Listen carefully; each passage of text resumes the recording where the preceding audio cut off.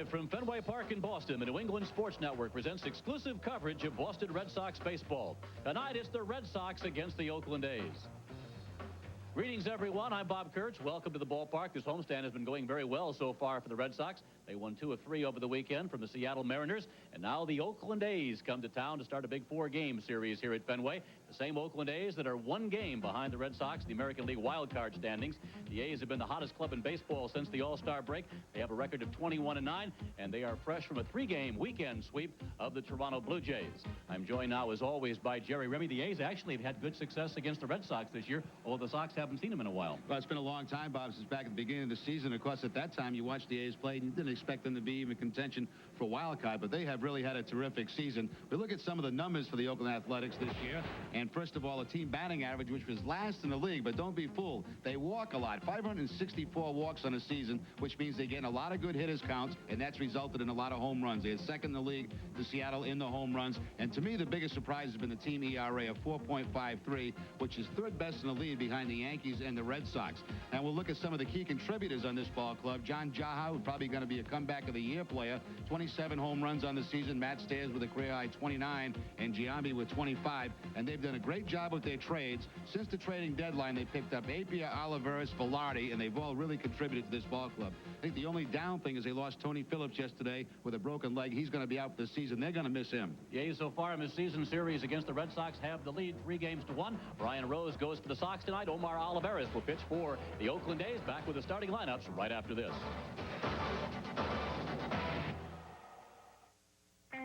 NESN's exclusive coverage of Boston Red Sox baseball is brought to you in part by Southwest Airlines. With fares so low, you have the freedom to go places and do things you never thought possible. Fly Southwest Airlines. By Dunkin' Donuts. Nothing says morning like Dunkin' Donuts. By Frost Brewed Coors Light, who reminds you the 3 most important words are, hey, beer man. By Citizens Bank, not your typical bank. And by Mobil, introducing the fastest way to get gas, Mobil Speed Pass. It's free, and it's only at Mobil. A terrific day here in Boston. Perfect weather. And a great night for baseball here at Fenway Park. The Red Sox welcome the Oakland A's to town, the first of a 4-game series. Both clubs in the chase for the wild club. Both clubs also obviously doing very well within their own division. The Red Sox beginning the day 6.5 games behind the Yankees in the East, and Oakland is 4.5 games behind Texas in the West. Here's the A's starting lineup tonight. Ryan Christensen will lead it off. He'll be in center field. Randy Velarde, their new second baseman, follows. And Jason Giambi bats third. Jon Jauha hits cleanup. Matt Stairs bats number 5. He plays right field. It's Ben Grieve in left. Miguel Tejada at shortstop. Eric Chavez is the third baseman, and A.J. Hinch, the catcher, will bat ninth. And the defense tonight for the Red Sox, John Valentin will be at third base. Nomar Garciaparra, the shortstop. Jose Offerman at second. And Brian Daubach, who was named Player of the Week this week in the American League, will be at first base. Troy O'Leary in left. Donnie Sadler again in center. Trot Nixon in right. Jason Veritek behind the plate. And on the mound, right-hander Brian Rose. Start number 17, a record of 6-4. The 4.52 ERA. Rose looking for his first win since back on July 20th. That came against the Florida Marlins. He struggled in his last 2 outings, only lasting 3 2/3 against the Angels, and last time out 3 1/3 against the Royals. But the Red Sox did win that game 9-6. Our men in blue tonight, Jim Evans calls the balls and strikes behind the plate. Mike DeMuro works at first base. Bill Miller is the second base umpire, and Chuck Merriweather is over third. Art Howe has done a terrific job with these Oakland A's. It was a year ago at this time that the players basically were pleading with management to have Art Howe stay on as manager. Matt Stairs leading that support for Art Howe, especially during the offseason. And he's done a terrific job, has his club in second, as I mentioned, in the American League West. They're 4.5 games behind the Rangers, putting some heat on Texas, putting some heat on the Red Sox. They're just a game behind Boston in the wild card chase. Red Sox 6.5 games behind the Yankees, a 1.5 up on the third place Toronto Blue Jays. As you look at the American League Eastern Division standings, the Yankees continue to play very good ball, despite losing 2 of 3 over the weekend to Minnesota. Terrific weather here in Boston. Shirt sleeve weather for Jimmy Williams. For Oakland, number 28, the center fielder. Looking forward to this 4-game series here against the A's. Ryan Rose all set to match up here against Ryan Christensen, Randy Velarde, and Jason Giambi to follow for Oakland here in the first inning. Christensen, who's had a tough time at the plate and missed his sophomore season, hitting .212, 4 homers and 17 runs batted in. With the low batting average, the A's have Christensen in there. This will be the 10th time this year that he has been the leadoff hitter in a ball game. Most recently, he has just 6 hits in his last 38 trips. Is a terrific fielding center fielder.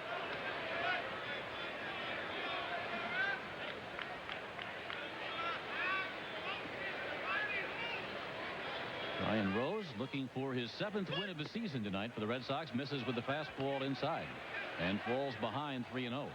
Well, we talked about in the open, Bob, they walk a lot, most in the American League, and they hit a lot of home runs.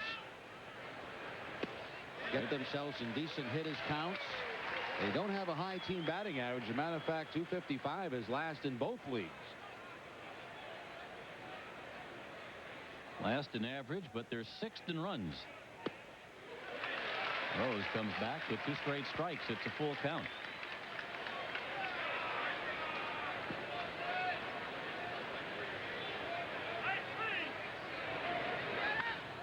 Christensen will foul this one down the left field line. Still 3 balls, 2 strikes. A's have been the best team in the American League since the All-Star break.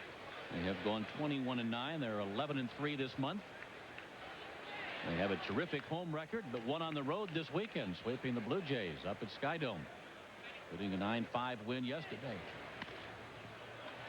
Ground ball to third. John Valentin will handle it to Brian Daubach, and there's 1 out. That's amazing, Bob. When you look at the Oakland numbers, they have played very well against the American League East. They are 22-9 against the East. That's the only division they're over 500. And they also did well against National League teams, 12-6. But they have really cleaned up against the East, and you mentioned coming off the sweep of the Toronto Blue Jays. And conversely, the Blue Jays have not been able to beat the Yankees. They've not been able to beat the Red Sox, and they have not been able to beat the A's. As you look at Randy Velarde coming over in that trade with the Anaheim Angels. 309 on the year, 10 homers, 49 runs batted in. Velarde acquired on July 29th. Olivares also coming over tonight. Olivares will be starting the ball game tonight on the mound.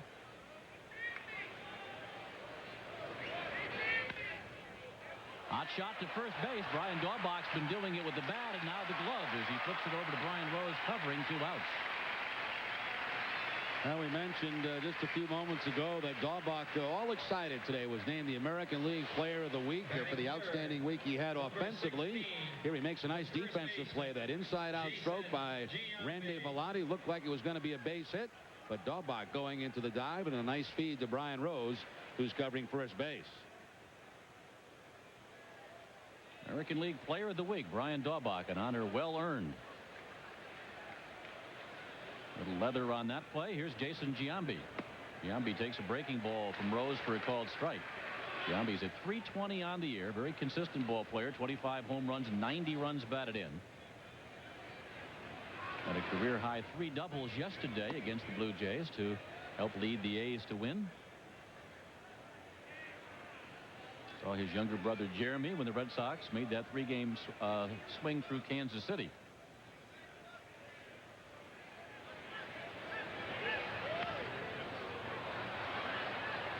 It's interesting. We talked about the Athletics walking more than any team in the American League. Red Sox pitching has walked fewer than any team in the American League.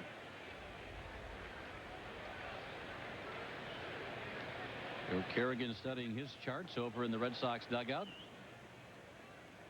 Down of a ball and 2 strikes on Jason Giambi. Probably the leader of the Oakland A's, and Giambi goes down swinging. It's a good first inning for Brian Rose. 1-2-3. Go the Oaklands. The A's are scoreless. The Red Sox are coming up.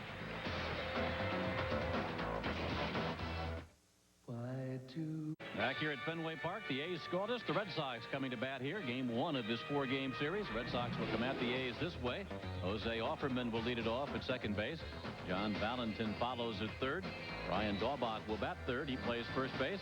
Omar Garcia-Parra hits cleanup. It is Troy O'Leary in left field. Reggie Jefferson is the designated hitter.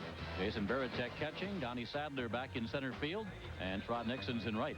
Athletics at 9th in the league in defense. They've made 87 errors on the season. Eric Chavez will be at third base. Miguel Tejada, the shortstop. Randy Velarde at second, and Jason Giambi at first. Left to right, Ben Grieve, Ryan Christensen, and Matt Stairs. A.J. Hinch behind the plate. And on the mound, Omar Olivares, one of the players, along with Randy Velarde, that came over from the Angels for 3 minor league players. At the time of the trade, he was leading the Angels in wins, innings pitched. And this guy has done a heck of a job since coming over to Oakland. He's made 3 starts and has 2 wins, 2-0 with a 2.95 since joining his new ball club. He and Napier are combined 5-0 since the trading deadline. Here's Jose Offerman. Leading off for the Red Sox. First pitch strike from Olivares. Beat the Yankees his last time out. It'll be Jose Offerman, then John Valentin, and then Brian Daubach for the Red Sox here in the home half of the first. Sinker slider, split finger fastball. Olivares generally gets a lot of ground ball outs.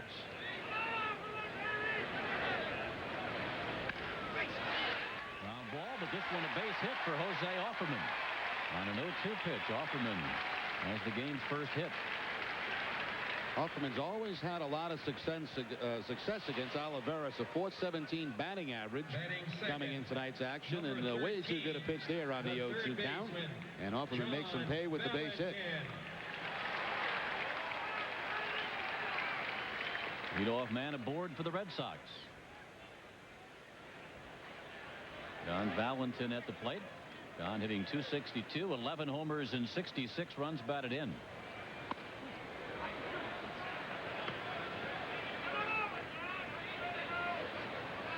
Valentin 0 for 4 yesterday in the Red Sox loss to the Mariners here at Fenway.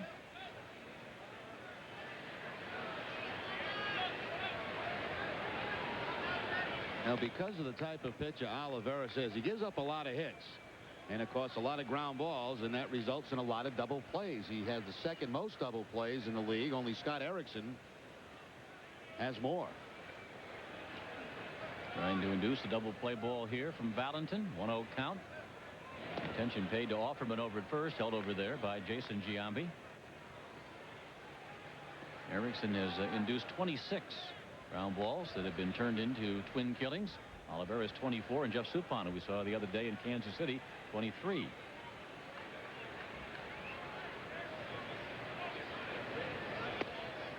It's interesting that the graphic on the double plays, because obviously the first 2 pitches on there, Erickson and Olivares, ground ball pitches, but you think of Suppan as more of a fly ball type pitcher. But maybe that changeup that he featured against the Red Sox has been getting him a lot of ground ball outs. Certainly has had a successful year there. One of the American League leaders in ERA after a very tough year last year with Arizona. There's the double play ball.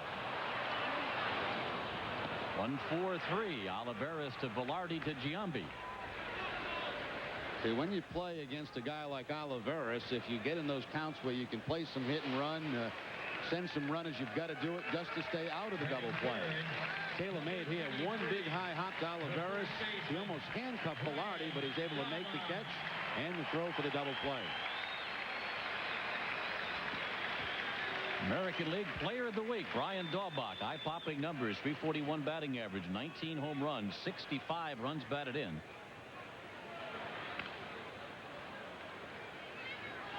Daubach had another double yesterday against Seattle. Mark Portugal, who worked in the ball game against the Mariners yesterday, picking up that ball. You know when you're going good, when you get knocked down by the other team, and that happened yesterday. After wearing out Seattle all weekend, they finally dropped him on an 0-2 pitch, and it's kind of a sign of respect. Since this one fouled, you buy your lottery ticket today with the number 23 in it? Can't afford it, the lottery ticket. See if we can scrape together some pennies for you. We ought to purchase one. See how we do. Play like Powerball, you know, and get the power number would be 23, and we'll build around that.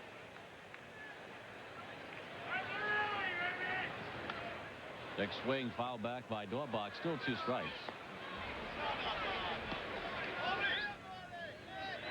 Omar Olivares pitched for a number of major league clubs: St. Louis, Colorado, Philadelphia, Detroit, Seattle, Anaheim, and now Oakland. Daubach sends this one to left field. Grieve is back at the wall, reaches up and makes the catch, and that'll retire the side. Reed played it perfectly, went right back to the warning track, felt for the wall, went up on the wall, and pulled down the line drive off the bat of Daubach. So we've played one here at Fenway Park tonight. The Red Sox and Oakland are scoreless.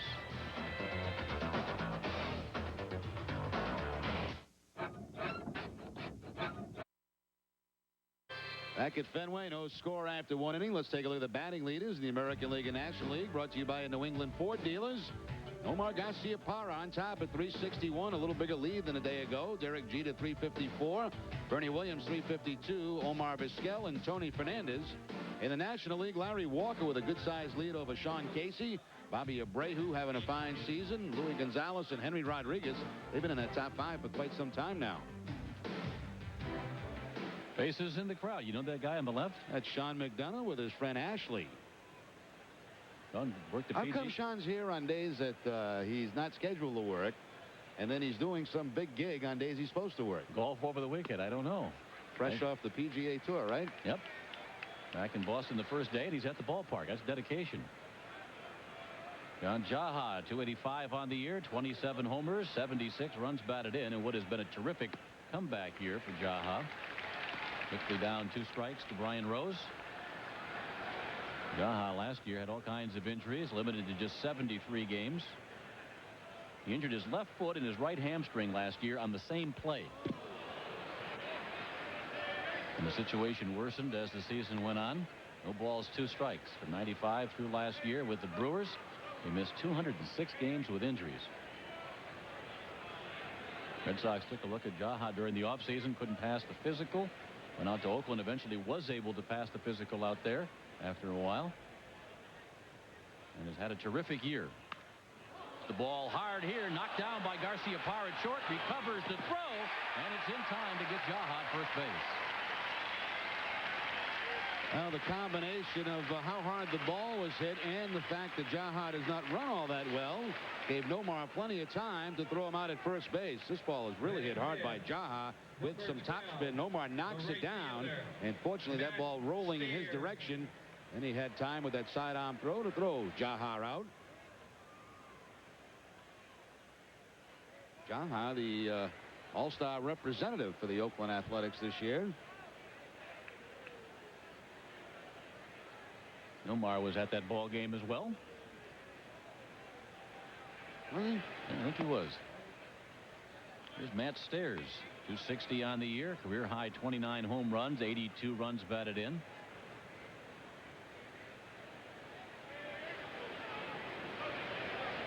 Stairs banged around baseball for a while, looking for a place to play. Played with the Red Sox on their Eastern Division Championship team in 1995. Then went out to Oakland and has done very well as a member of the A's, going to Oakland as a free agent.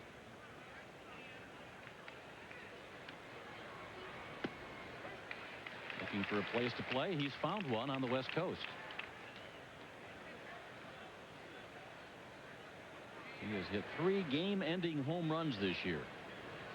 Last of which was last week at home against the Yankees. Ground ball here towards second base. Jose Offerman will make the play over to Brian Daubach, 2 outs. So Rose has been sharp here in the early going. Brian trying to turn things around. His last 3 starts, he has not made it past the 4th inning. Well, and the good thing is, too, all the outs, with the exception of the strikeout, have been ground ball outs, and that's certainly what you want to do against a powerful team like Oakland.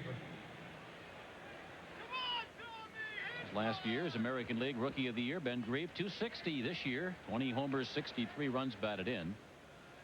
If you have a very good memory, go back to us, with us back to early May when the Red Sox last faced the A's. Grieve was struggling at the plate then, has picked it up a bit since then. Going out here, though, by Offerman, and it's a 1-2-3, top half the second inning. We're scoreless after 1.5.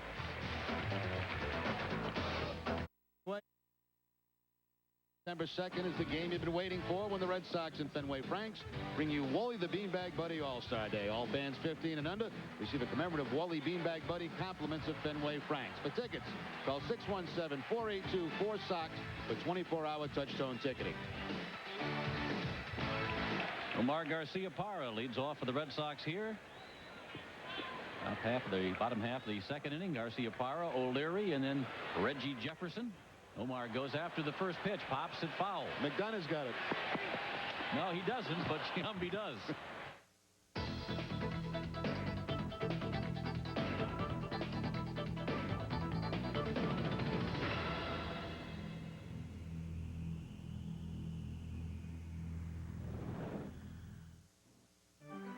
watching cast of Monday's Red Sox game here on NESN. We now rejoin the action later in the game. To complete, no score here at Fenway. Well, with the NFL season right around the corner, Charlie Moore is getting into the spirit of things tomorrow night by going fishing with Patriot offensive lineman Heath Irwin. In addition, you'll also hear about a program in Newport, Rhode Island designed specifically for handicapped sailors. We'll also head to Weston, Massachusetts to get a look at the Berkshire Rodeo team. It's all tomorrow night in the front row, and you should be, too, starting at 6:30 right here on NESN. With the ball game to follow at 7 o'clock. Red Sox and A's, game 2 of the 4-game series. How do they squeeze that into a half hour? I don't know. That's a lot of stuff tomorrow in the front row. Number 4. It usually is every night. Shortstop, Miguel Tejada. Great show to watch. 6:30 tomorrow night, right before the ball game. Here comes Miguel Tejada to lead off for the A's in the top of the third, bottom third of the order. Tejada, Chavez, and then A.J. Hinch. 48 for Tejada, 14 homers and 60 runs batted in.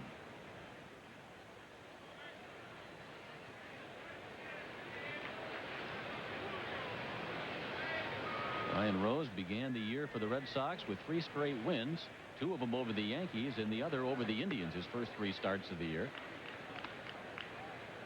Since then, he's gone 3-4 and has had 6 no decisions.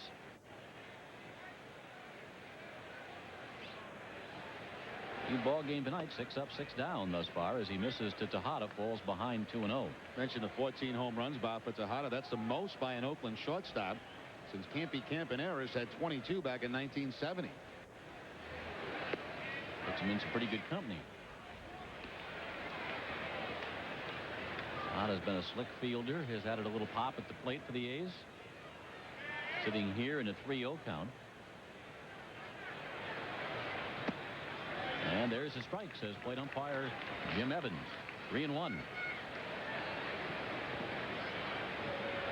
And how many home runs the A's have hit as a team. They're second to Seattle with their 173.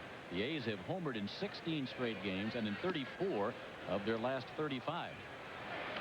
Home run is a major weapon in their arsenal. Tejada here working Rose for a leadoff walk in the third. Batting 8, number 3, the third baseman, Eric Chavez. Here's Eric Chavez, 260. 13 homers, 44 runs batted in. Left-handed hitting third baseman.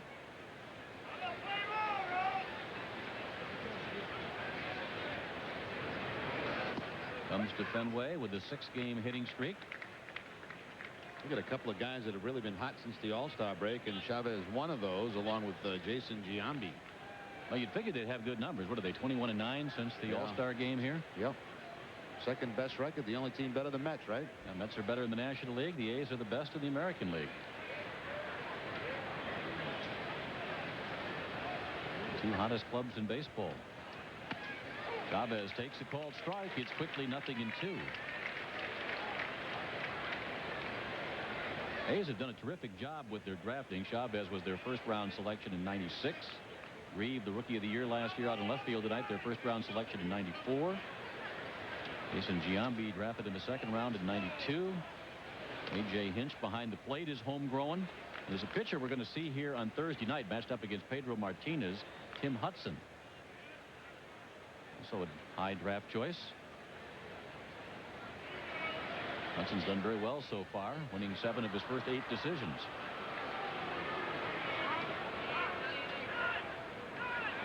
The A's have done it with some very good drafting. Billy Beane, their general manager, made some nice trades. They've had a terrific roster turnover.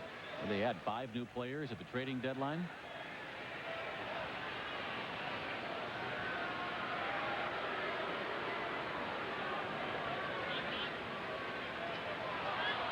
Tejada's at first base with a leadoff walk. 2 strikes on the hitter, Eric Chavez. A.J. Hinch is on deck for Oakland.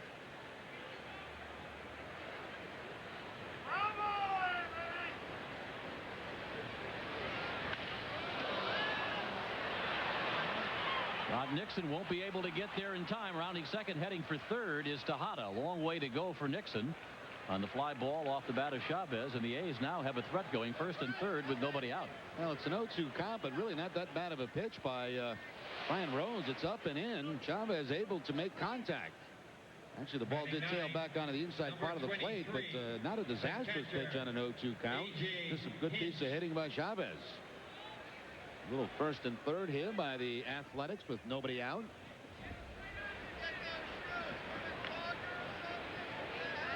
First threat of the ball game by either side.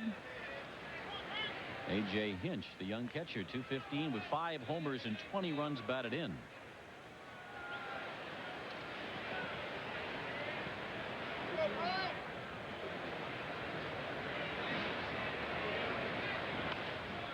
Foul back. Hinch was 1 for 4 yesterday in the win over Toronto. Has a modest 4-game hitting streak.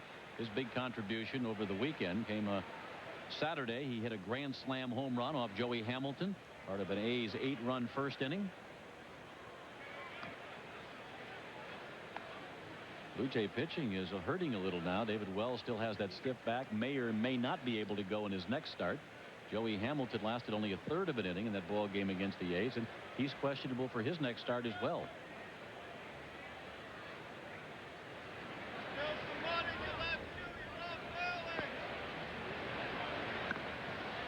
Bunt by Hinch right down the third baseline, bunted too hard and foul.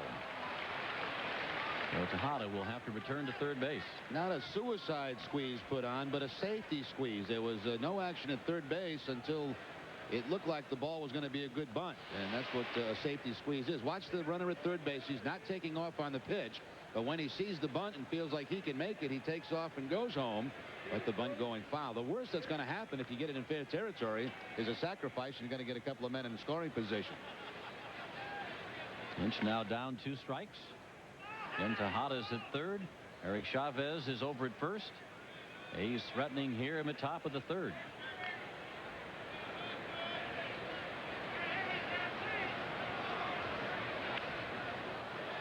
Nice job of protecting the plate by Hinch. Fouls it back. Another big crowd on hand here at Fenway Park as the A's come to town to start this series. Good job staying alive by A.J. Hinch. A good pitch by Rose on the 0-2 count. The breaking ball down and away.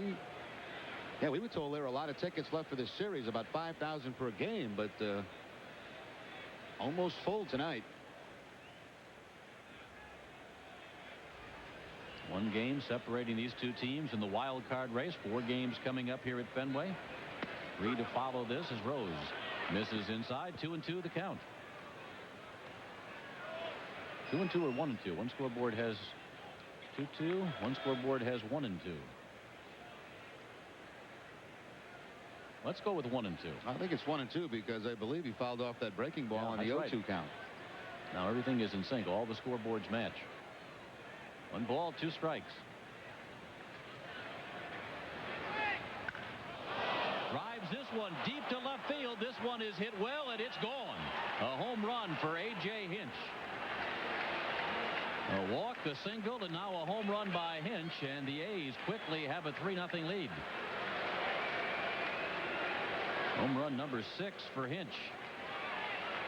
The A's have now homered in 17 straight games. More importantly, they have a 3-0 lead in this one. Now, when you think of all the home run power on this ball club, you certainly don't think of A.J. Hinch right off the bat, but he's got the first one of the series. Fastball down and in, and no question about that when it left the bat.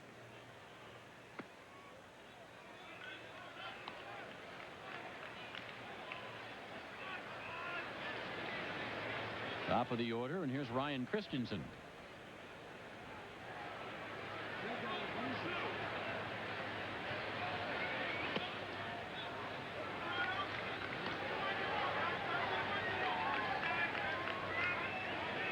The A's walk a lot. Tejada drew a leadoff walk here in the third. He hit a lot of home runs. Hinch has just hit a 3-run bomb. Fouled back by Christensen. 2 balls and a strike. Rose got Christensen and a ground ball to John Valentin at third to open the game.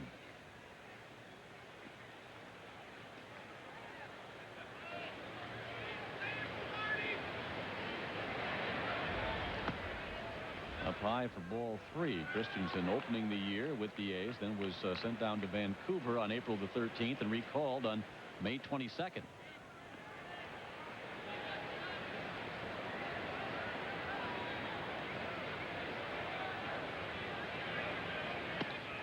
That's a strike and a full count. And you see Christensen trying to do his job as a leadoff hitter by taking a lot of pitches, running that count to 3-2.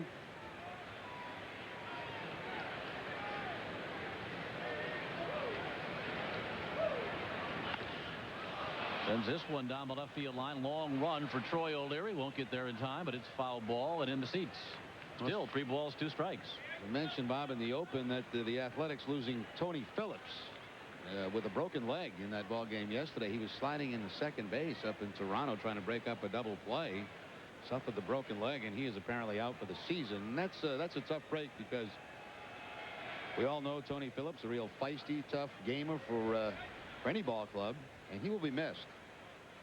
Having a pretty good year here in Oakland. Big clubhouse leader, fiery ball player. Almeida Sains has been activated in Phillips' place. Phillips, of course, on the disabled list and out for the remainder of the season. There's a walk to Christensen. Second walk issued by Rose this inning. This is yesterday in Toronto. This is Tony Phillips at first base. He'll go into second base, try and break up this double play. This is where Phillips suffers the injury. Awkward slide there at second. Phillips with a broken leg on the play and is now out for the season. And of course, Phillips about 41 years of age. You wonder whether that may be a career-ending injury. Certainly a big one for the Oakland A's, affecting their offense. Joe Kerrigan out to talk with Brian Rose. There is action. Mark Guthrie loosening up in the bullpen for the Red Sox. Number 8, the second baseman. Concerned about Rose. He went 3 1/3 his last start, 3 2/3 the start before that, and 4 innings the start before that. He's had 3 straight short outings. Breeze through the first 6 hitters here tonight, setting the A's down in order in each of the first 2 innings. A walk, a single, a home run, and a walk. All 4 A's have reached here in the 3rd, as this one is fouled back by Randy Velarde. 1 strike to count. Velarde with an 11-game hitting streak. 431 during the streak. That followed a 1-for-19 performance in his first 5 games as a member of the A's, coming over from the Angels, but he's picked it up and drives this one. He has a 12-game hitting streak. Donnie Sadler with a play in center field, falls down but recovers in a hurry, and holding at second base is Ryan Christensen. Now that's one thing Velarde does very well. He'll move that ball to the opposite field. An excellent number 2 hitter in the lineup. Hard line drive up over the head of Jose Offerman. He extends his hitting streak. The first baseman. And he is having a big inning here against Brian Rose. Little hesitation by Christensen. Make sure that ball was not caught by Offerman, and even with the slip, he's not able to advance to third base. It kind of looked like he was on skates out there in the outfield. Popped up in a hurry, though. 2 on, nobody out. Skates that haven't been sharpened in a while. Boston Edge, Jerry. They're not skating tonight. We got a back check. Good numbers for Jason Giambi. He's been pounding the baseball. He usually does.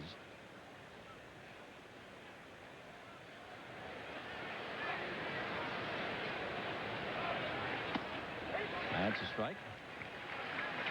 0-2. Giambi a strikeout victim back in the first inning.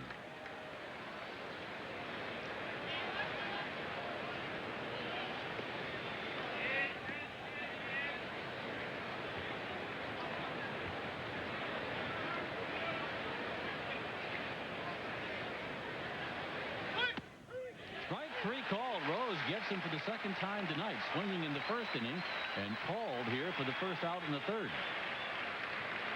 So many times with 2 strikes, hitters try to protect the whole plate, and pitches a lot of times will come inside in that situation.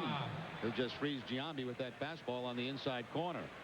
You start thinking out over the plate to protect it with down a couple of strikes, and you become vulnerable inside. Batter now, the cleanup hitter, the designated hitter, John Jaha. Rose working him away. 1 ball, no strikes. Jaha grounded out to Garcia Parra short back in the 2nd inning. Now hitless in his last 11 at-bats. Base runners, Christensen at second, Velarde at first with 1 out, 3 in on the home run by Hinch. The A's with a 3-0 lead here in the top of the third. Jaha drives one to center field. This will fall safely. Rounding third is Christensen. Heading to the plate. Donnie Sadler's throw will sail over the cutoff man all the way to the plate, then played there by Jason Varitek with no advancement by the base runners. Ryan Christensen coming in to score. Velarde stops at second base. Jaha at first base with an RBI single. And the Red Sox are behind in this one now 4-0. And that's going to be it for Brian Rose. Another short outing for Rose. That's his third in a row, and it's really a concern for the Red Sox in that starting rotation.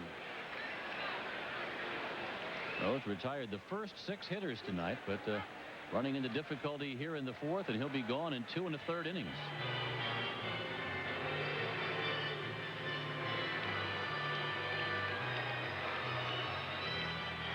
50 pitches for Brian Rose tonight, 28 of them coming here in the third inning. Set the side down in order in each of the first 2, and then the walk, the single, the home run by Hinch, another walk, single by Velarde, RBI single by John Jaha has knocked Brian Rose from the game. El Atlantic Mobile call to the bullpen has gone out, answered by the left-hander Mark Guthrie. We'll take a break. Back with more baseball from Fenway Park right after this.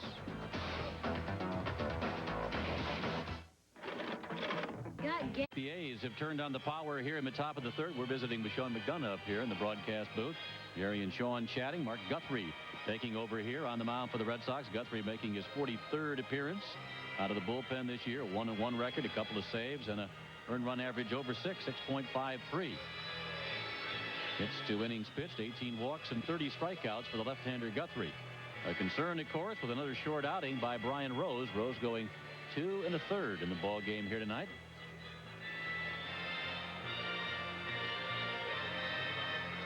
Well, Guthrie will get his tune-up tosses in. Bob Rogers tracking other ball games for us tonight. We've already heard from Texas and Cleveland. Other games around the American League tonight. Tampa Bay at Detroit. Seattle plays at Toronto. The Yankees and Twins are rematched in the Bronx, and Anaheim and the White Sox. Bob will be keeping you up to date with highlights on some of those ball games, and we'll have scores for you every 20 minutes tonight here on NESN. Matt Stairs. So here's Matt Stairs. Since joining Oakland after leaving Boston in '95, Stairs has clubbed 92 home runs, including a career-high 29 this year. Comes up here against Guthrie with Velarde at second base and John Jaha aboard at first. Makes a called strike.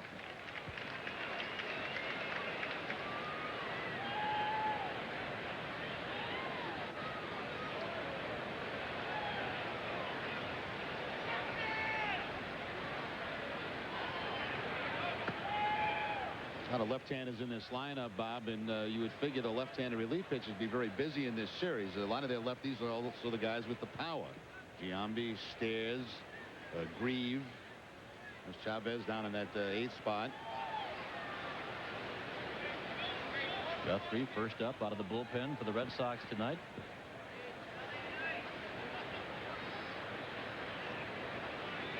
Starter going early. Figures the bullpen will be used heavily in the ball game tonight. Stairs takes a called strike. 2 balls and a strike to count. Stairs grounding out to Offerman at second base. Back in the second inning.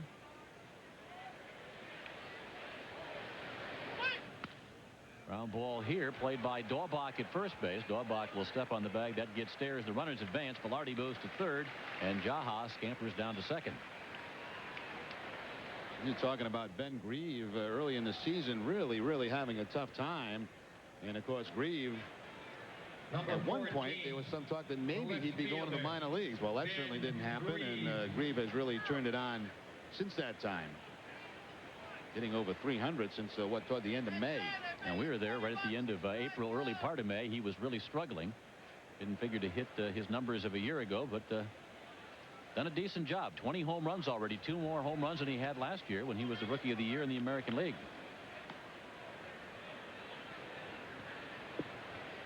Since May 19th, he's hit at a .323 clip.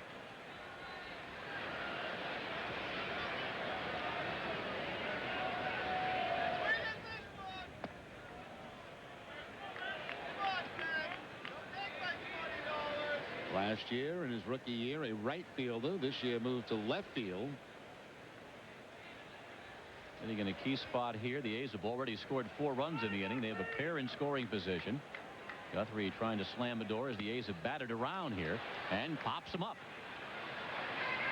Garciaparra called off by Troy O'Leary. O'Leary will handle things, and that retires the side. So a nice job by Guthrie. Comes out and gets 2 very tough hitters, Matt Stairs and Ben Grieve, to end the inning. A big 3-run homer by A.J. Hinch gets the Oakland A's started. They've got themselves a 4-0 lead after 2.5. Watching Sox in 2, the rebroadcast of Monday's Red Sox game here on NESN. We now rejoin the action later in the game. Now back here at Fenway Park, bottom half the 4th inning, a 4-0 lead for the Oakland A's over the Red Sox. Time now to answer our Aflac trivia question. We will open the envelope and find out who was the last Red Sox right-handed hitter to win the American League batting title. We gave you a big hint. It was Carney Lansford, who won it in 1981 here with a .336 average, and later played with the Oakland A's. And now as a manager in a minor league system, I believe a AAA manager, but I can't remember the team that Carney's working for, because 1981, that was the strike-shortened season. Lansford, the American League batting champ, with a .336 mark. John Valentin leads off for the Red Sox, chops one to short. Miguel Tejada over to Jason Giambi at first base. There's one out. We head back to our NESN studios now, and Bob Rogers. Bob? All right, Bob, the Cleveland Indians reacquiring Carlos Baerga from the San Diego Padres. Mike Hargrove puts him right into the lineup, and immediately he has an impact. Commits an error, which allows a run to score. Texas had a 2-0 lead. Robbie Alomar had a base hit to make it 2-1. That's the score in the 3rd. Baerga, former second baseman, playing 3rd in Cleveland. Travis Fryman has been on the disabled list since July the 4th. Had a target date today for returning to the lineup, and that's the 2nd week in September. But right now they need help at 3rd base, and they get Baerga, who they looked at earlier and couldn't get together with on a contract. Actually, Baerga started out as a 3rd baseman in the big leagues with San Diego, then going to Cleveland, and he was moved to 2nd base. So he's got some experience there. Ryan Daubach at the plate for the Red Sox. 1 ball, 1 strike on Daubach, who flied out to Grieve in left field. Put Grieve right up against that left field wall. Back in the 1st inning.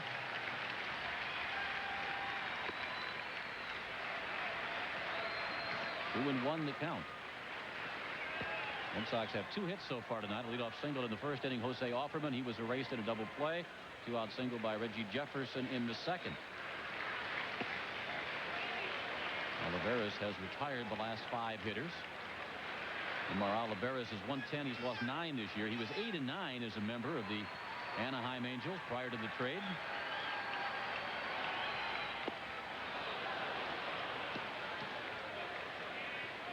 As Daubach now 3 balls, 2 strikes.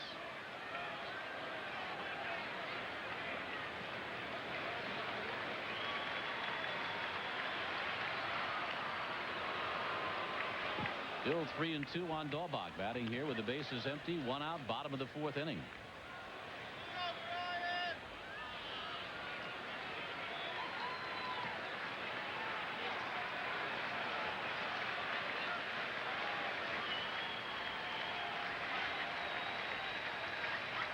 Once again, the 3-2 pitch misses inside for ball 4. That's the first free ticket issued by Olivares tonight. Red Sox have a base runner, 1 out here in the 4th inning. Olivares actually started this game with more walks than strikeouts. 59 walks going in and 56 strikeouts. Hits above innings pitch. So you generally get some base runners against him, but you got to stay away from those double plays. Last 6 hits for Nomar Garciaparra have been doubles, including 2 in the ball game yesterday.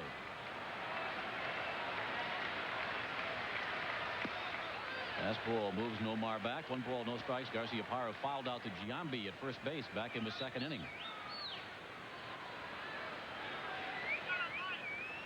Time called. Second base umpire Bill Miller is coming in. Is there a sign back behind the plate? Or a flash bulb?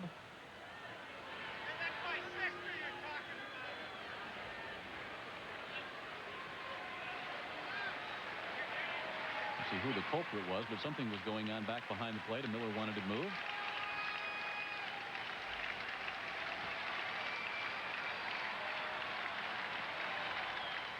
Garciaparra fouls it away. 1 ball, 1 strike. Nomar leading the American League in hitting, coming in with a .361 mark. 7 points better than Derek Jeter. Nomar 2 for 4 yesterday. Jeter also 2 for 4, while Bernie Williams, the other member of the top trio, was 0 for 4. Williams now hitting .352 on the season.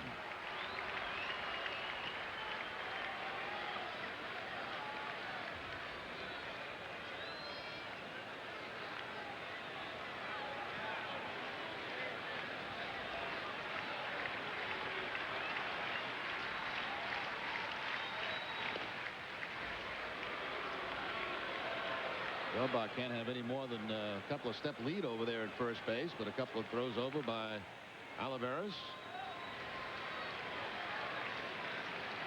Certainly not a steal threat.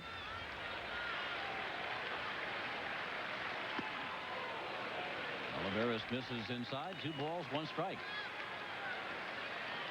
13 career complete ball games for Omar Olivares, including 3 this year, all as a member of the Angels. He has 2 career shutouts, both in '97 when he was with Detroit. Has a 4-0 lead over the Red Sox in this one. Bottom half of the 4th inning. Garciaparra fouls it back, and that evens the count at 2-2. Olivares has bounced around the A's, his 7th team in the last 6 years.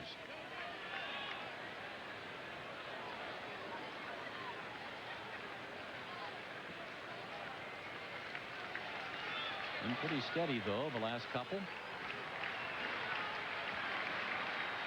Garciaparra hit with the pitch. Olivares coming in, and he's hit by a pitch. And Nomar trots down to first base. Dahlbach moves to second. There's 2 on now with 1 out. That's certainly the last thing Olivares wanted to do with a 4-run lead is hit Nomar, but trying to come inside with 2 strikes. And we'll get Nomar right off the shoulder, it looked like. Olivares hit 4 batters in a ball game June the 13th against Arizona to tie a major league record. Garciaparra, the first Red Sox flunk tonight. Number 25. It's only the 4th time this year that Nomar has been hit by a pitch. The leader on the Red Sox is Mike Stanley. He's been plucked 9 times. Now the Red Sox have 2 aboard with 1 out here in the 4th. Dahlbach at second base. Garciaparra aboard at first. Those are the base runners. Troy O'Leary at the plate.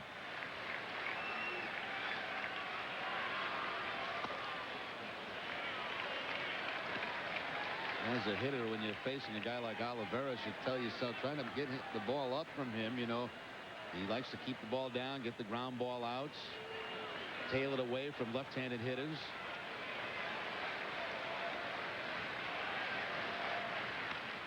O'Leary made a bid. Chavez made the play. A little soft line drive by O'Leary. I thought for a moment there it might get into shallow left field, fall safely, but Chavez goes over, makes the play for the 2nd out of the inning. Yeah, he was playing back well behind the line and also moved over towards shortstop, and looked like this ball hit with a lot of spin on it by Troy O'Leary. That was with you, Bob. I thought it had a chance to get up over his head, but made a nice play on it. Dahlbach had to quickly get back before getting doubled off. A big 2-out at bat here for Reggie Jefferson, who takes one down low. 1 ball, no strikes. Jefferson singled to right back in the 2nd inning. Has excellent career numbers against Olivares.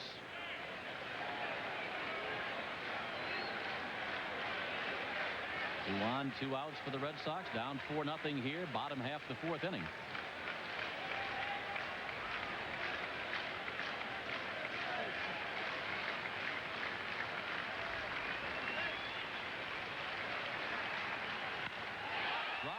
One to left field, hit pretty good. It's off the wall, played out there by Grieve. Brian Dahlbach will score. Nomar Garciaparra goes to third.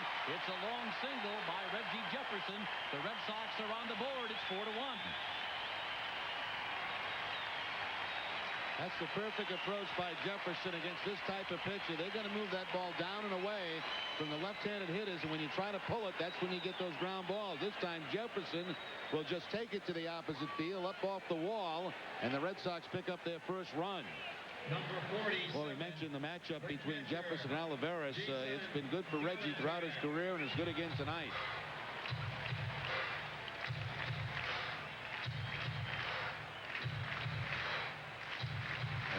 the wall. The Red Sox hit the scoreboard. It's 4-1. Garcia Parr at third. Jefferson at first. Jason Varitek at the plate. Lynch with the save. Back behind the plate. 1 ball, no strikes.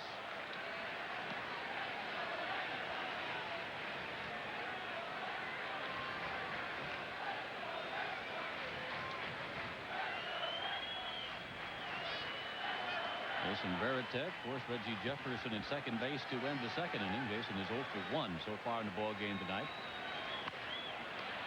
Olivares flags it down. Is going to have to get up here and throw out Varitek, and that'll retire beside. Sharply hit ground ball up the middle.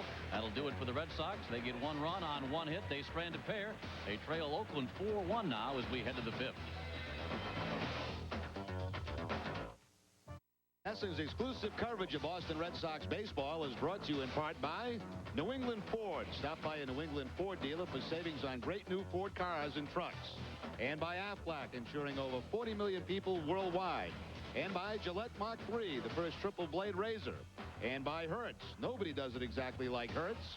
And by Heineken. It's all about the beer, Heineken. And by Bell Atlantic Mobile. A cell phone is only as good as the network it's on. Choose Bell Atlantic Mobile.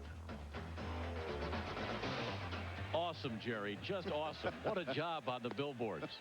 We're joined now by the Red Sox newest signee, #1 draft choice, Rick Asadorian from Northbridge High School. Welcome to the Red Sox. Thank you very much. So you're already decked out in uniform. Nice hat. Yeah, I got my uniform, my hat. I'm ready to go. Now you just got to get some hits and you'll be all set. Exactly, exactly. How are you feeling today?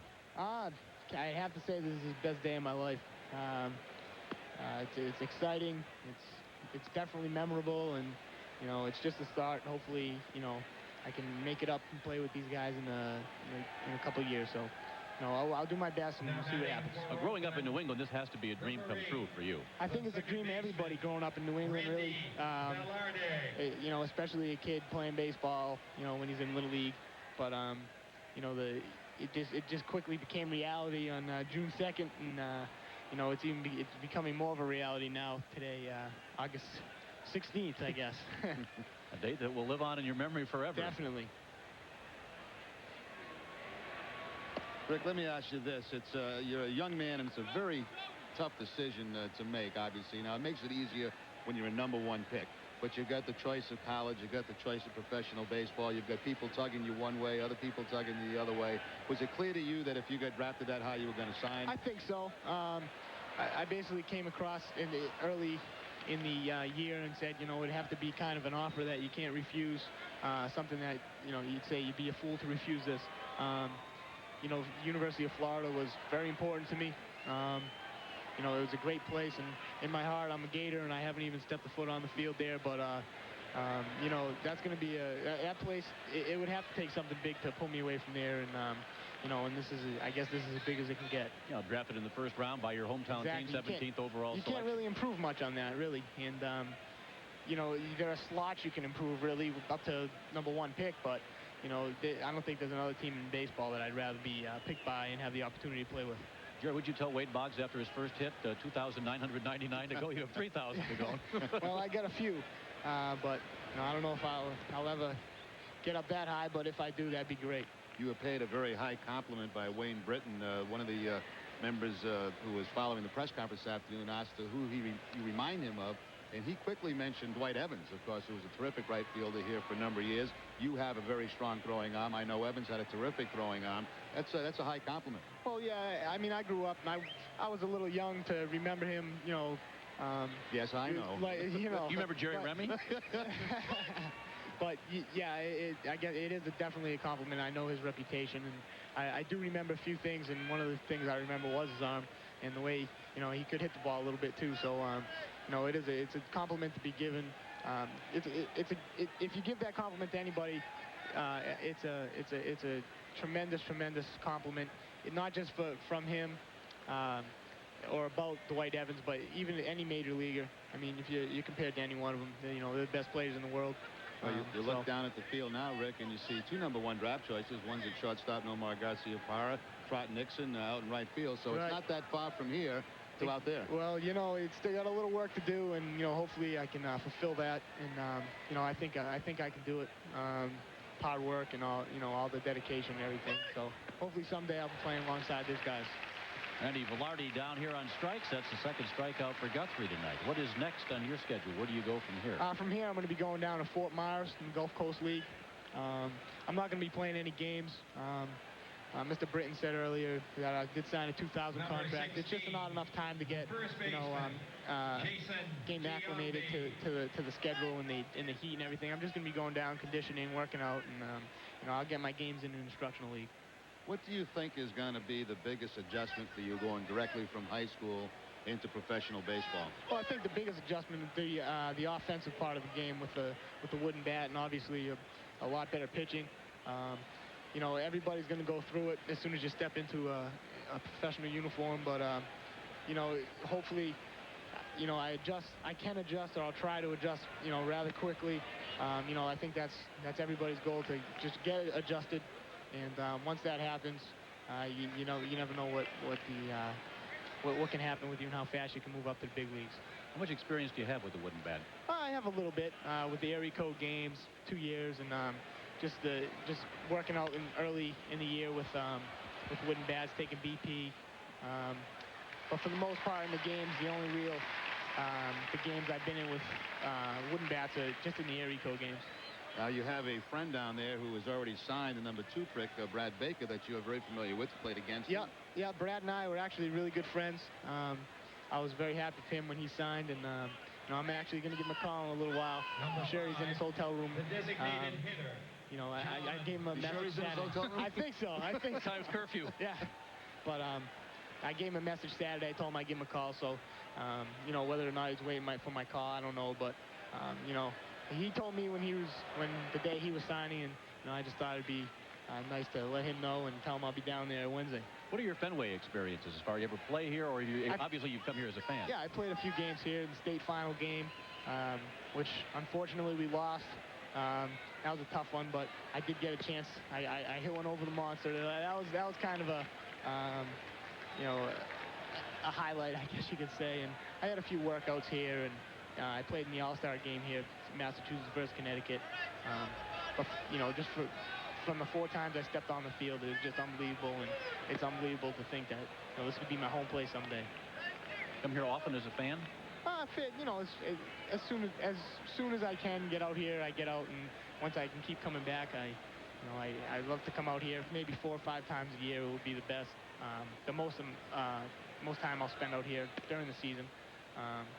But it's exciting to come as a fan, and I can imagine what it's like to be as a player, and hopefully someday I'll see what that's like. Well, we know you're a great athlete because you were a 3-sport star in high school. You played football, basketball, and baseball. Obviously, I know baseball is your favorite sport now, but has it always been that way? Yeah, I think so, all through my life. I think baseball has always been my favorite. Even though I love the other 2 sports, I always thought that baseball would be the furthest I could go, and right now it's looking pretty good, and hopefully it can continue to look good. Who have been some of your favorite Red Sox players throughout the years, other than Jerry Remy? I think some of the I remember early when I was young watching Wade Boggs and Roger Clemens, and I remember even watching like Jody Reed and a bunch of those guys. But up to now, I think my favorite would be Nomar. Just the way he plays the game, he's unbelievable. And I know I play a totally different position, but he's an athlete. I'd like to maybe someday be that athletic in my position, and hopefully get up to his caliber. If I get anywhere near there, it'll be a good career for me. Well, thank you. Hopefully someday you'll be his teammates. Thanks for joining us in the broadcast booth. Good luck to you. Best of luck. Thank you very much. Rick Asadorian, the Red Sox #1 draft pick. A's have a 4-1 lead here after 4.5. Donnie Sadler leads off here for the Red Sox. Goes after the first pitch from Olivares. Grounds it to short and is thrown out by Tejada. Time now for What's on Tap, brought to you by Heineken. What's on tap for the Red Sox? 3 more in this series against the Oakland A's. Tomorrow night at 7. Note the Wednesday start time of 7:30 and 6 o'clock on Thursday. All games on NESN. Friday and Saturday's games on the JCS New England Television Network at 8:30. And Sunday night's game at 8 from Texas here on NESN. Rod Nixon looks at 1 down and away. 1 ball, no strikes. Nixon flied out to right field back in the 3rd.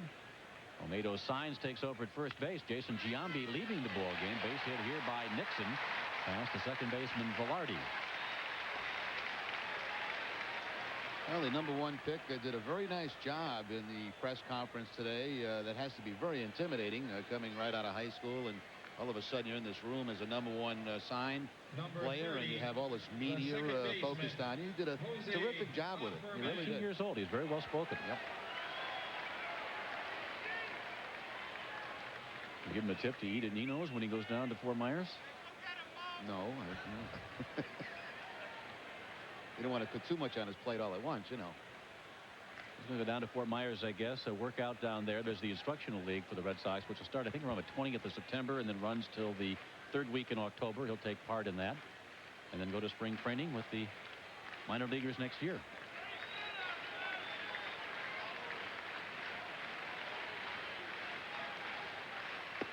I think only somebody like you, Jerry, can appreciate what lies ahead for the young man.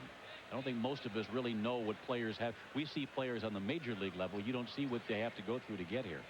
Well, the first thing I think that he's going to notice when he gets down there, obviously he's a very talented player. You have to be a #1 pick in any organization. But you're also going to find out that there's a lot of other good players around, too. And when you go down there for the first time, it's a little bit intimidating. You're accustomed to being the best player on your team, maybe your league.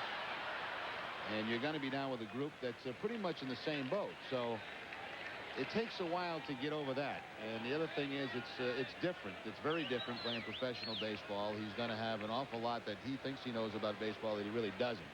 And he's going to find out down at the minor league level, obviously, with every step that he makes.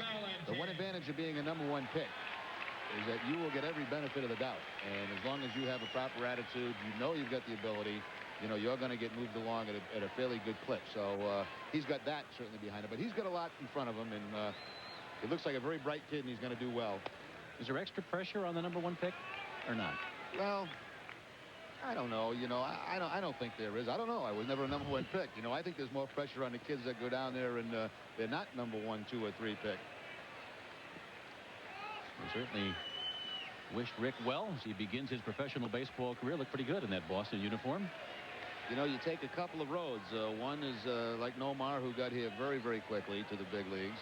The other road taken by Trot Nixon took a little bit longer. But they're #1 picks for a reason.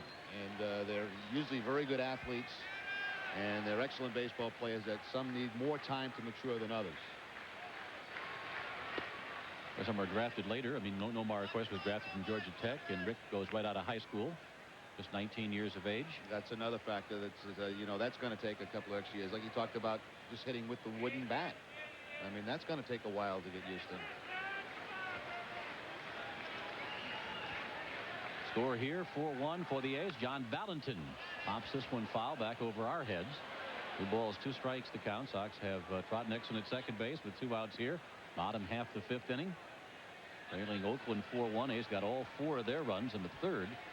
Knocking Brian Rose out of the game. 3-run home run by A.J. Hinch. RBI single by Jaha.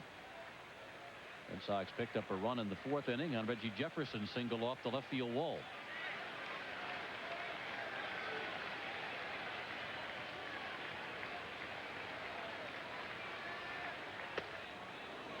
It'll be a full count on Valentin. The other adjustment, Bob, just one more thing on being a draft choice is the fact that baseball now is your life, and it's every day of your life. It's not like high school where you get 3 games a week. I mean, you got to be there day in and day out, the ups and downs of the daily grind, and that's something that a young kid takes a while to adjust to. Valentin hooks this one foul. Still 3 balls, 2 strikes. Remember how you felt when you first went down? I know you weren't a #1 pick, but how it feels when, like, you get off the plane and or the bus or the train or whatever and head over? Scared to death. You know, scared to death. First time away from home, basically, for any period of time, which is an adjustment. Like I said, you're around all these players that are as good, if not better than you. And it's very, very intimidating. And it takes a while to get your feet on the ground.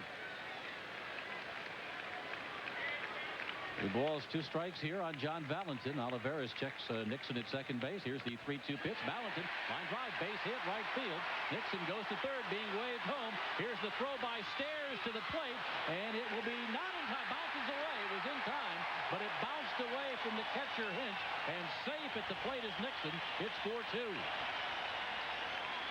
Jim Evans, the plate umpire, waiting and waiting to make the call. Finally saw the baseball loose, and the safe sign came out. Well, the Red Sox now with a couple of two-out hits to get runs home here in this ball game. Valentin hit this ball hard, and it was an excellent charge put on by Matt Stairs. Stairs has 10 outfield assists, and this looked like it was going to be number 11. The throw's there in plenty of time, but the ball will pop right out of the glove. It looked like the left hand of Trot Nixon helped that ball come out of the glove. See it here, left hand, left arm, and hits the glove, and the ball is dropped by Hinch. I don't think he ever really had it square in that glove, and whatever Nixon did with that left hand, he knocked it right out.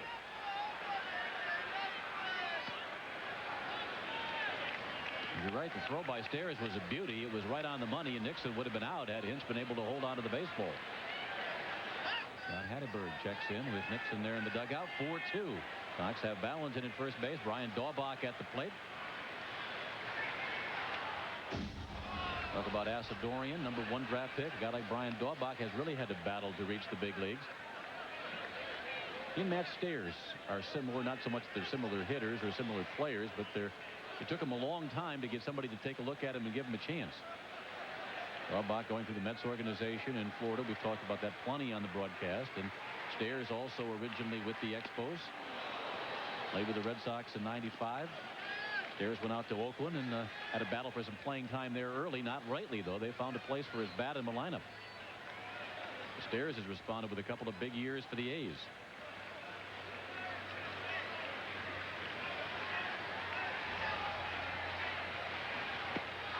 Daubach down on strikes, and that'll retire the side. Sox get a run, though, and a big 2-out base hit by John Valentin. We played 5 at Fenway. It's 4-2.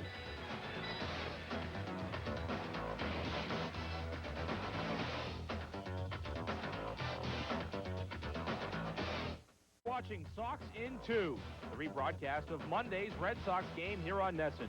We now rejoin the action later in the game.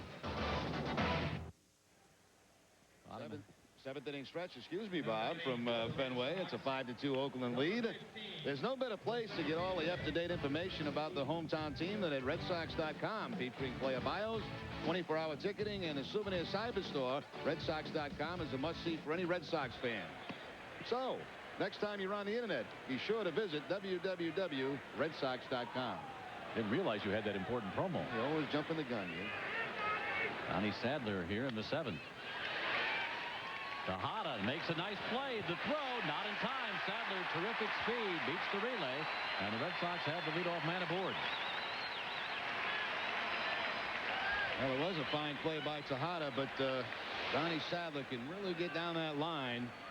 It's hard to get a lot on that throw in that position, and he has to bounce it. Donnie will beat it, and the Red Sox have the leadoff man on here in the 7th. Number 7, the right fielder. It's a nice feeling to have that kind of speed and be able to beat out an infield ground ball.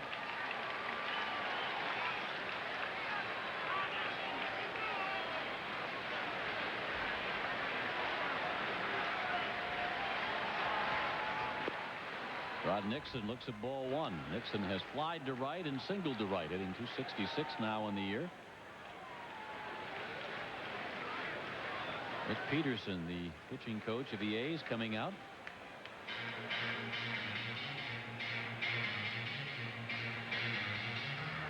Barras has thrown 88 pitches to this point in the ball game. Has had pretty good command. There's not been a whole lot of difficulty tonight.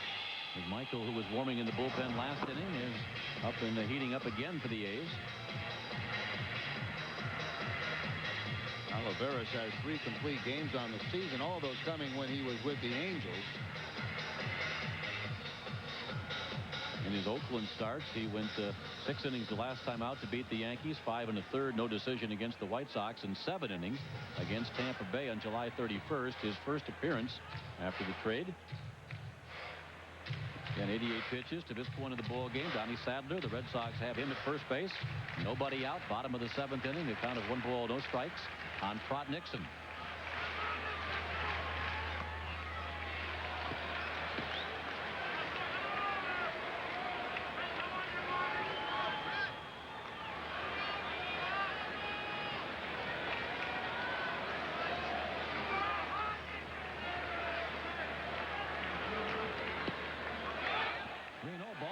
Away. Sadler scoots down to second base. Probably going to go as a pass ball on A.J. Hinch. Oh, it looked like it went right through the glove. I think a changeup on that 2-0 count and right off the edge of the webbing. And back to the backstop.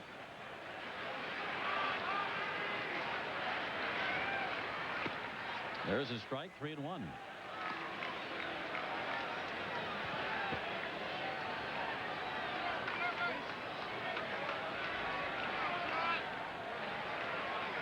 Sadler at second, nobody out.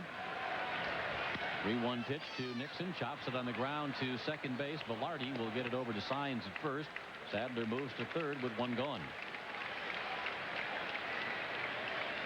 Well, certainly Trot looking for more than that in that at bat, but if you're going to make an out, you might as well advance a base runner with it. Number 30, the second Still baseman. plenty of time left for the Red Sox. Only down by 3. Nixon upset with himself on the 3-1 pitch with the ground ball to second base. Something happened. We talked about it earlier, Bob, and the left-handers try to pull that sinker down and away. That's the result.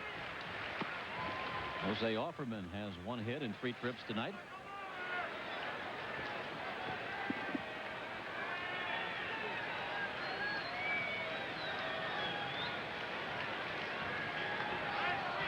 Toronto having trouble tonight with Seattle. Tejada makes the play deep in the hole. His foot slipped and Offerman able to beat the relay to first base.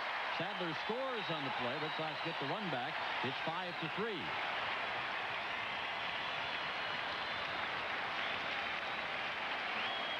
Now Tejada very deep at shortstop. Well hit hard again by Offerman, and good job going the other way. Tejada back on that outfield grass, and when he goes to plant to throw the ball, he's going to slip just a bit. Right there. See the right leg come from underneath, and it's amazing he was able to even make a throw over from that point.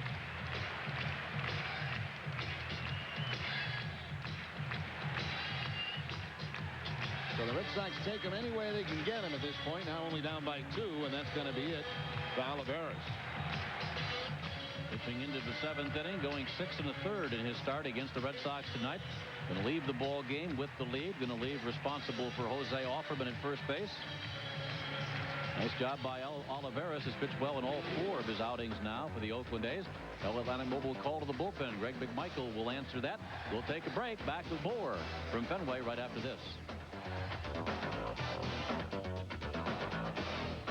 You are watching Sox in 2, the rebroadcast of Monday's Red Sox game here on NESN. We now rejoin the action later in the game. NESN's exclusive coverage of Boston Red Sox baseball has been brought to you in part by Southwest Airlines. With fares so low, you have the freedom to go places and do things you never thought possible.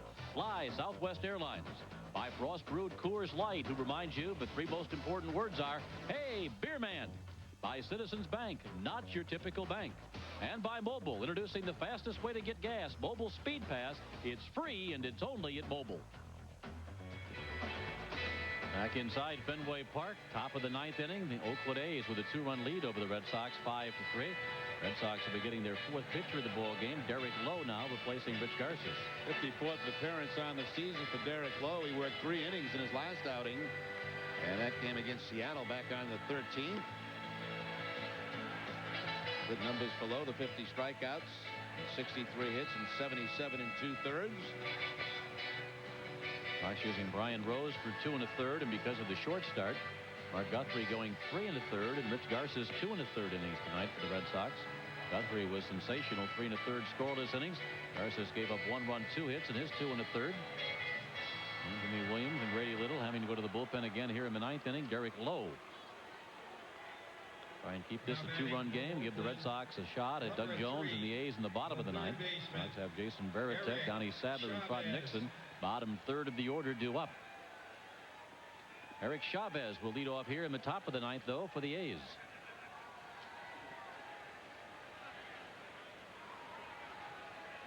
Chavez has singled to right, struck out swinging, and then in last at bat, lined out to Donnie Sadler out in center field.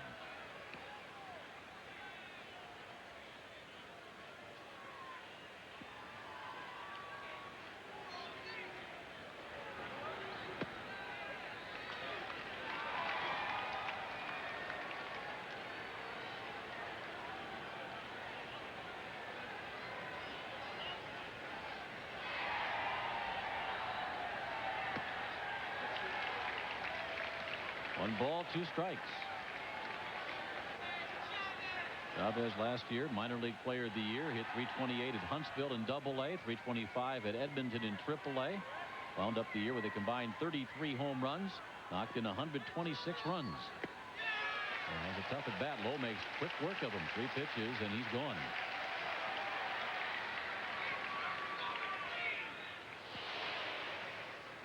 Ball down and away from Chavez. Looked like it might have been a changeup from Derek Lowe. See the very off-balance swing by Chavez. The second time he has struck out tonight. Went down on a curveball from Mark Guthrie earlier in the ball game.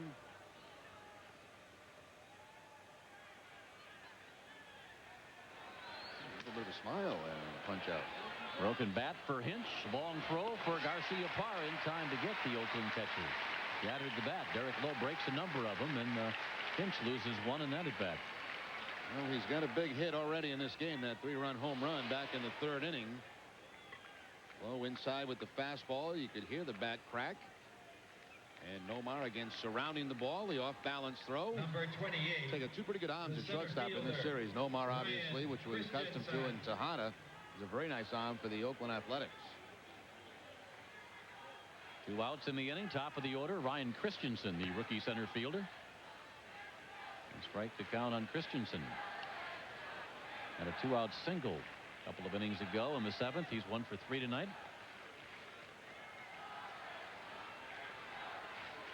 And the Red Sox in the bottom half of the inning, bottom 3rd of the order, Jason Varitek, Downey Sadler, and Trot Nixon due up against Jones.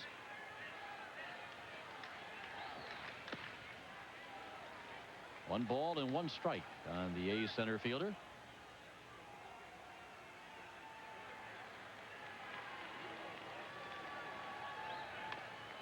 Right in on the hands again, 1 and 2. Well, that's a swing there that you hope it hits the bat, not the hands.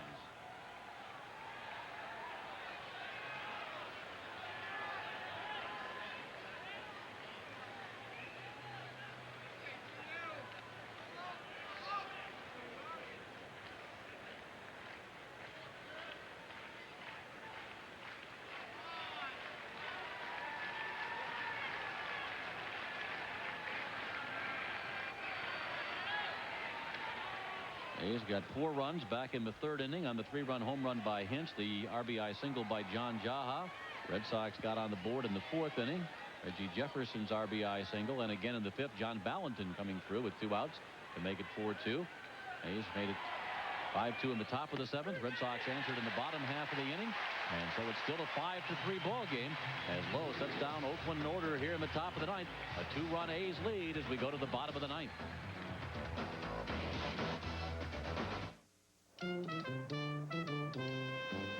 Here we are, bottom half of the 9th inning at Fenway Park. Red Sox need 2 to tie and 3 to win this one in regulation. Doug Jones, the A's closer on. He came on to get the final out of the 8th inning. The Oakland bullpen has been magnificent tonight. Starting pitcher did a pretty good job. Omar Olivares made what they call a quality start in baseball now. 6 in the 3rd innings. Gave up 3 runs. Greg McMichael pitched a scoreless inning. Buddy Groom a scoreless 1/3. Doug Jones a scoreless 1/3. 5 up, 5 down so far for the Red Sox against the A's bullpen. It's been strong pitching tonight for the Oakland A's.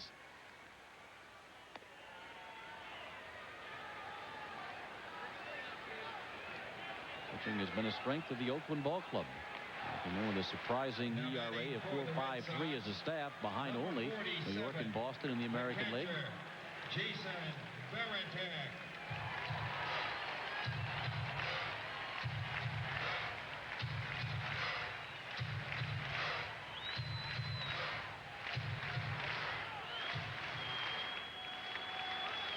Jimmy Williams cooks up here, bottom half of the 9th inning. Jason Varitek to lead it off for the Red Sox.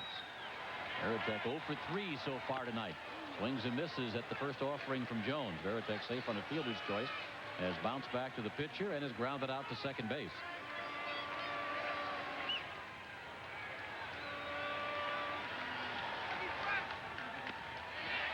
Drive, base hit, right field. So Varitek with a single to start the 9th.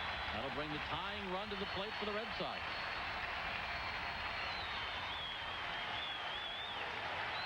Threw the fastball by him on the first pitch, then went to the changeup, and Varitek all over it for the line drive base hit. Even though he's out on his front foot, the hands stay back, and Varitek able to pick up the hit.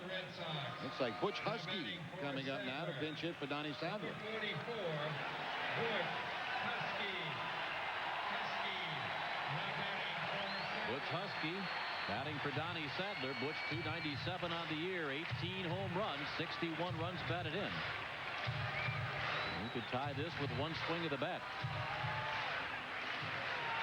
Husky has hit .342 with 3 homers in 13 games as a member of the Red Sox. And he's 4 for 7 this year as a pinch hitter. Takes a healthy cut. 1 strike to count.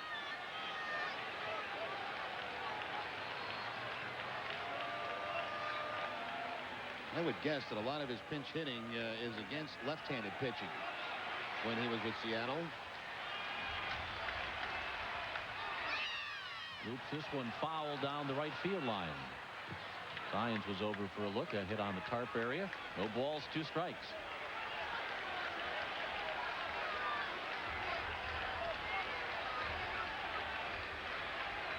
A's 5, Sox 3, bottom half the 9th inning.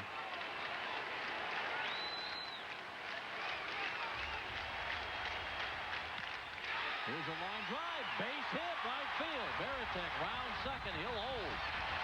Varitek and Husky, 2 quick singles to get the Red Sox started here in the bottom of the 9th. Good job by Husky, quickly down 2 strikes, and pretty much forgets about the home run. Tries to stay away from the strikeout. Will take the ball to the opposite field. Good job there. Good piece of hitting by Husky.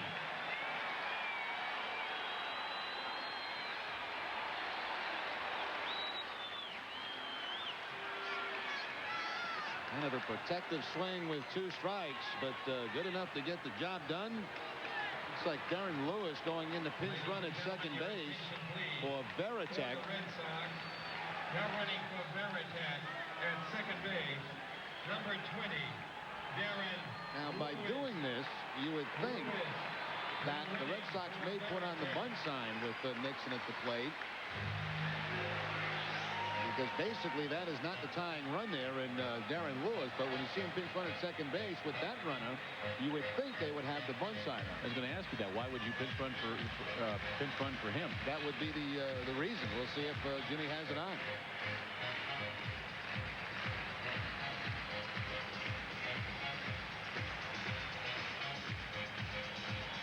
Nixon has a base hit that came back in the 5th inning. He scored the Red Sox 2nd run of the ball game, coming in on Valentin's single.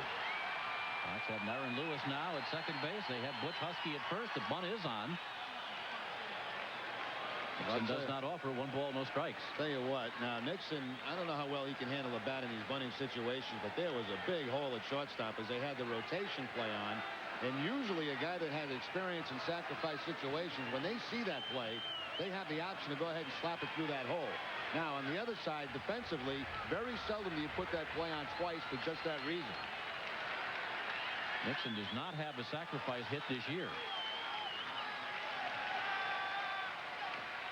Bunt attempt at the plate is fouled away. See what I mean? That time, the shortstop, Miguel Tejada, faked like he was going to break toward third base and then stopped right in the middle.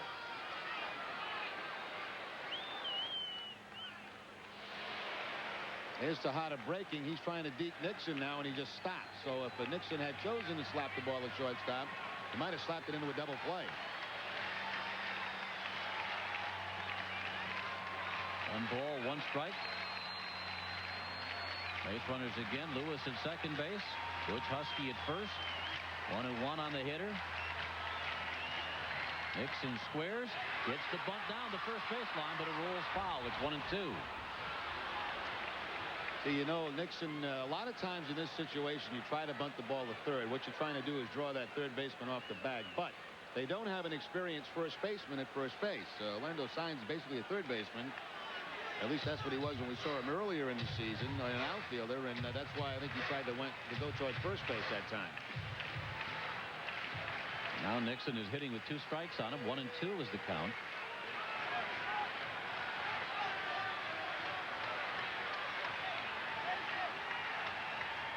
Swings away, pops and foul. Chavez coming over the third baseman, makes a dive back in the crowd, but can't come up with the baseball. Just a little bit out of his reach. He had it timed perfectly, the leap, but the ball was just a little far back. He'd have run right through that wall if he could have tried to get that first out of the inning. Into the dive, a couple of rows back, but can't make the play. He's got an awful lot to deal with over there.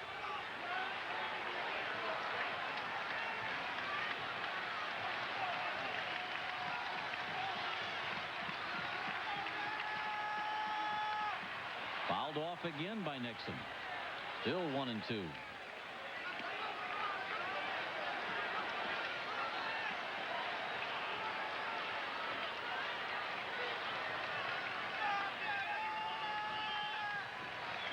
Almost like Art Howe wants the fastball up on Nixon.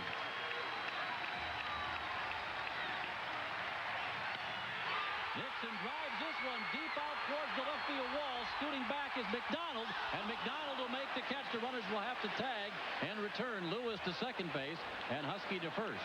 Jason McDonald, the former center fielder, played a lot of center field, playing left field in place of Reeves tonight. Ran that one down out in left center. That ball just died. It looked like when this ball left the bat of Nixon, it was certainly going to be off the wall, but it must have been right toward the end of the bat, because it looked like it just died on the way out to left field.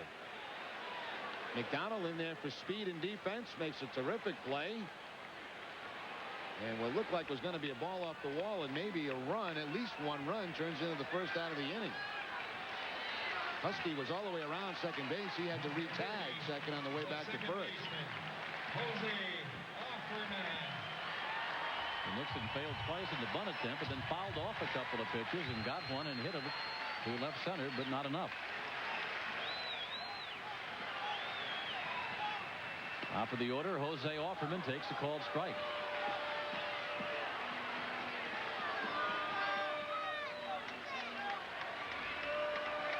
Outfield very deep, deeper than they normally would be against Offerman. Offerman line drive, base hit right field. Wendell Kim throws up the stop sign, stops Darren Lewis at third base. And the bases are loaded for the Red Sox with one out. Wendell's getting booed now by the fans, and see what the outfielders are instructed to do in that situation is be concerned about the potential tying and winning run. He has no concern at all for that runner at second base, who is Darren Lewis. He's not even going to try to throw the ball home. Their concern is to try to keep these other two guys from scoring. As soon as he gets this ball, he's not paying any attention at all to Darren Lewis. He's going right to second base, because that is the potential tying and then the winning run at first. Sox have loaded the bases with one out. John Valentin at the plate. Hunter Lewis at third base. Represents run 4 for the Red Sox. That's got to get him home, as well as Butch Husky at second.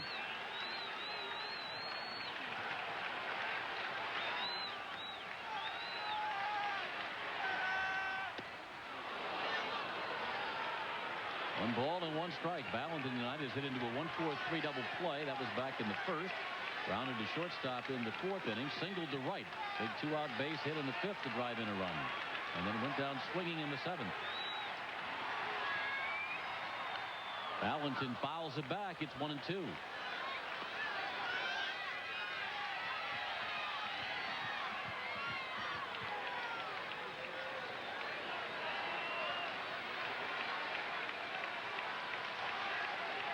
Bases loaded with one out.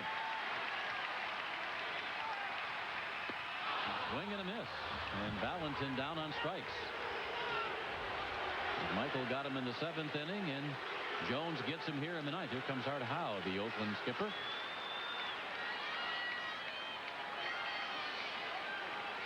It's a change up again by Doug Jones to pick up the strikeout.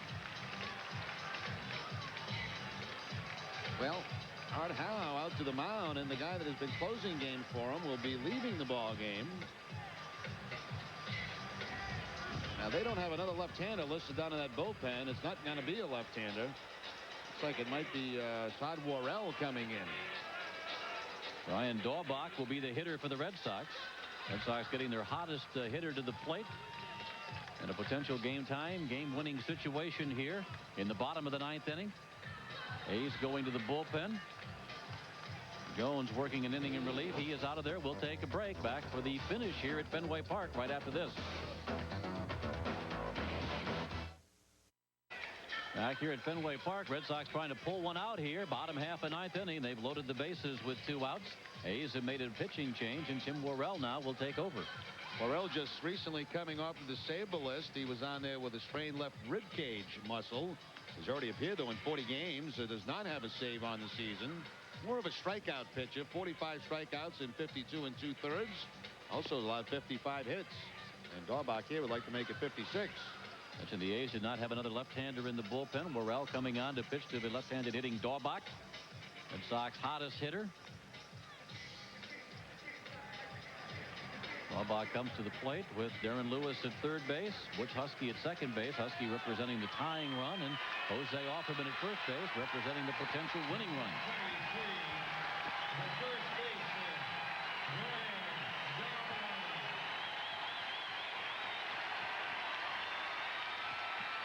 And a storybook weekend for Daubach, the American League's Player of the Week, and he can add another chapter.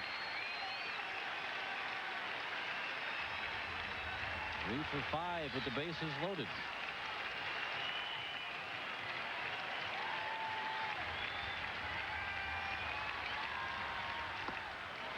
Up high, 1 ball, no strikes.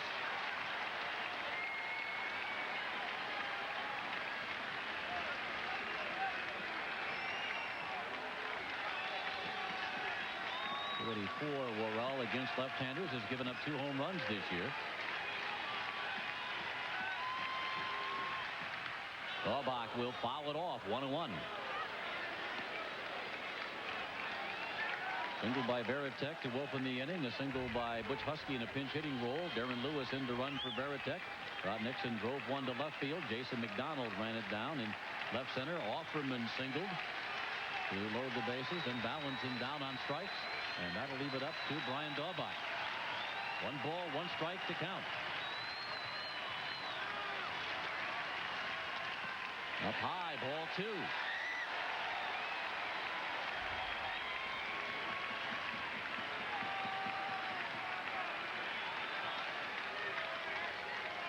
Daubach reaches. Nomar Garciaparra on deck.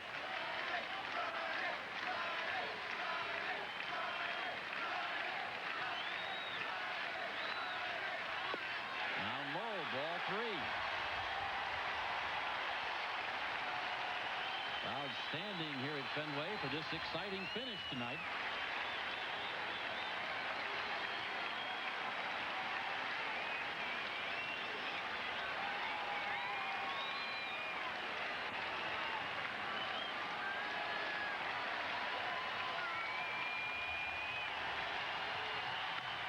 Hooks it foul.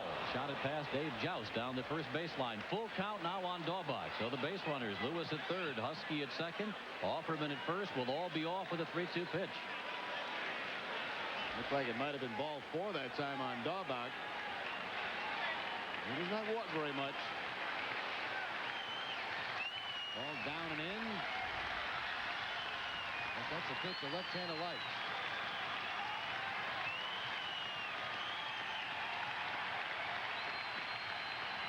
Fenway rocking, and as they wait for the 3-2 pitch, but Worrell is not going to do it. They walk Husky back to second base.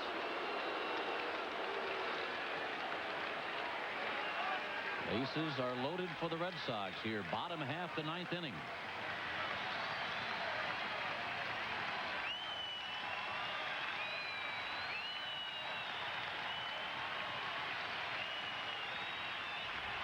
The 3-2 pitch is fouled off. We'll do it again.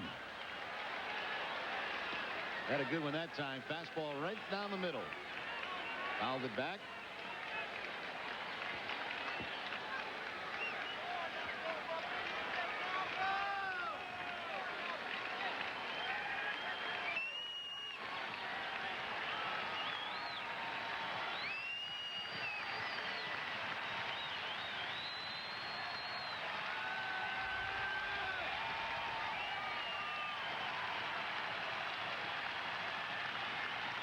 go. 3-2 pitch is pop foul. Chavez charging over. Here comes Hinch, the catcher, into the slide. Can't get it. Wasn't hit high enough.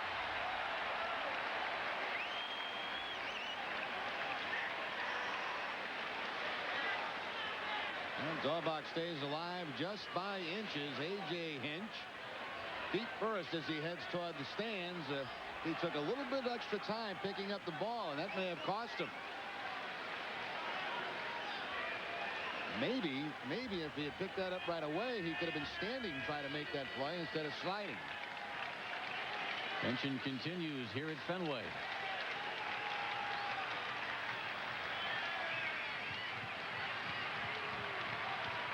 Daubach has fouled off 2 3-2 offerings. Getting some encouragement there from Nomar Garciaparra.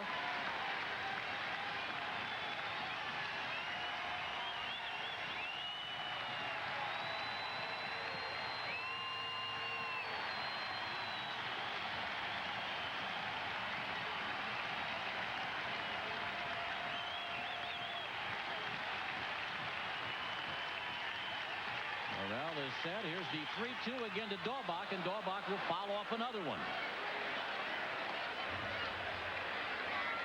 And an 8-pitch at bat so far.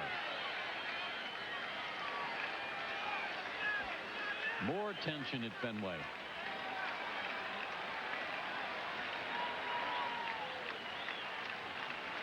Crowd standing here at Fenway, nervously shifting back and forth.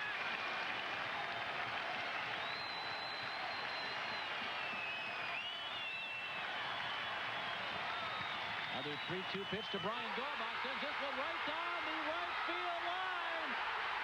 Foul! Mike DeMuro, the first base umpire, going down. No question that it was out of the park as far as the home run goes, but was it fair or foul?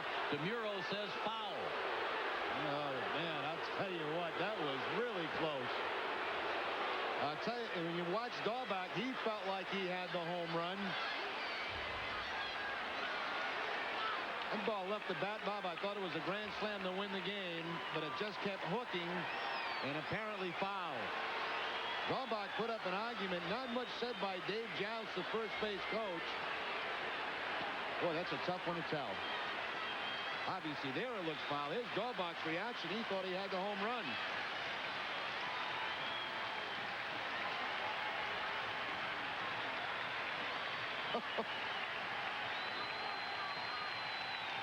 Three balls, 2 strikes, all over again. 3-2 pitch. Sends this one left field way. Scooting back is Jason McDonald. This one's off the wall. Lewis scores. Here comes Butch Husky. He'll score as well. And also Offerman with the winning run. Daubach clears the bases with a double off the wall. The Red Sox win the ball game, 6-5.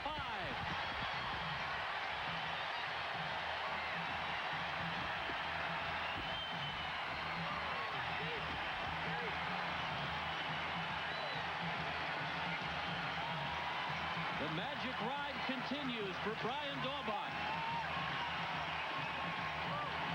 Bellevue Basher has done it again.